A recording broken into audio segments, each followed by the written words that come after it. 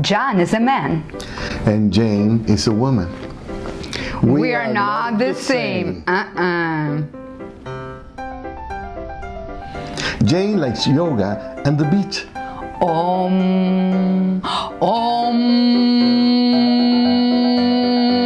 John loves camping and playing video games.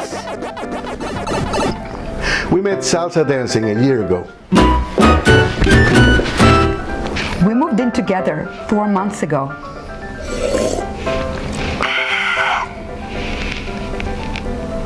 Jane no longer does yoga or goes to the beach. Don't be like Jane. Don't lose yourself in your relationship. Live from your feminine energy and grow your self-esteem. The course Find the Me in We, How to Stop Losing Yourself in Love, will teach you to How not to overfunction and destroy your relationships. and that's very important.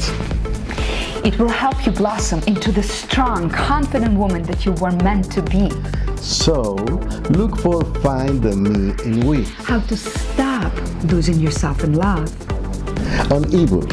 And audiobook.